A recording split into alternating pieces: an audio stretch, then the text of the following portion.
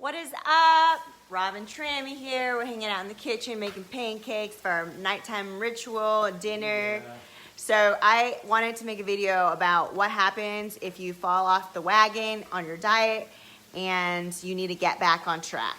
What happens, what do you do, and what I did. So today, this morning, my mom brought over a bunch of snacks, and my Achilles heel is Vietnamese food. So she brought over baguette from Lee's Sandwiches. I don't know if you guys know about that place, but she also brought me 2 egg rolls and then this dumpling with tapioca and pork on the inside.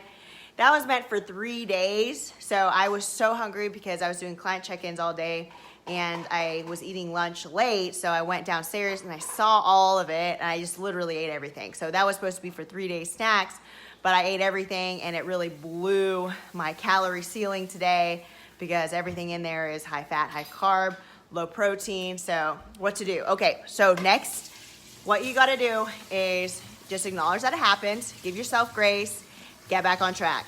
So don't feel guilty about it, don't beat yourself up, don't You dwell. can get right back on track for the next meal. It's not like, okay, already off track today, might as well make the whole day off track. You can get right back on track for the very next meal. Yeah, so don't let one bad meal turn into a bad day, turn into a series of bad meals, and then pretty soon you realize your whole weekend's blown, and then you're like, I'm gonna start Monday, and then usually you're like, okay, well then maybe I'll start New Year's, I'll start next month, and then you never get back on track. So number one thing I always explain it to my one-on-one clients is like it's a rubber band, all right? You stretch the rubber band, let's stretch it right back, all right? Bring it back on track. So that's number one, that's the thing, and don't just do it immediately afterwards. Secondly is you could always hydrate, drink tons of hydrate, and then let's identify the problem here. So I'm gonna analyze myself. Okay, so my mom and my whole family, they're food pushers, meaning they always try to show love through giving me extra food, and they want me to eat everything that they give and make me feel guilty about it. They're always like, hey, try this. Why aren't you eating that? You don't love that? And then whenever I don't want to eat it, they get all sad and stuff because they feel like I don't love them because they don't eat their food. So they're food pushers. So I have to identify the root of the problem here, and that's what I want you guys to do. So yes, you want to get back on track, but then why did I go off plan on the first place? I didn't really plan on eating 3 days worth of goodies in one sitting, but I did. So what happened was I identified my Achilles heel, which is Vietnamese food, and then number 2 is I need to have a conversation with my mom. I need to have conversations. Listen, if you want to bring food over, I only want you to bring one thing at a time, and that's non-negotiable. And tell her how important my goals are. So that's number 2. You have to identify the root cause of the problem and come up with a solution for the root cause of the problem.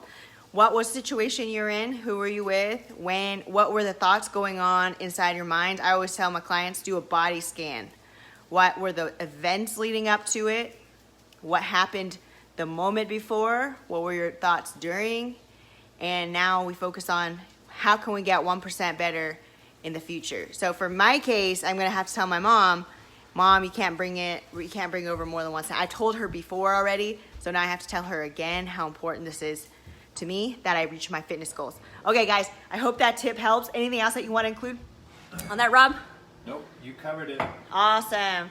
What about you? Whenever you get off track, what happens? Sometimes it's better than others, but usually it's an evening meal where I get off track, and then I'll just start the next day all over and just get right back on track. I don't try to make up for it by doing less calories the next day. Just get right back on track with the plan and keep moving forward. Yeah, that's right. Awesome. William, he says, I would rather do a burpee than have that conversation. Hey, brother, you grow. The amount of growth that you are going to have personally and as a leader equates to the amount of uncomfortable conversations that you have. And I know you run hotel business and you oversee a lot of people. You know this.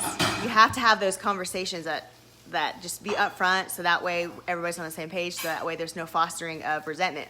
Because I started resenting my mom today. I was like kind of pissed off at her, but then it's not her fault, it's my fault. You know what I mean? So I have to have that conversation with her. So that way her and I can have a good relationship, because I love my mom. She loves me. She just shows love in different ways, and she doesn't understand my fitness goals. All right, guys, you guys have a really awesome Saturday. I'll catch you guys later.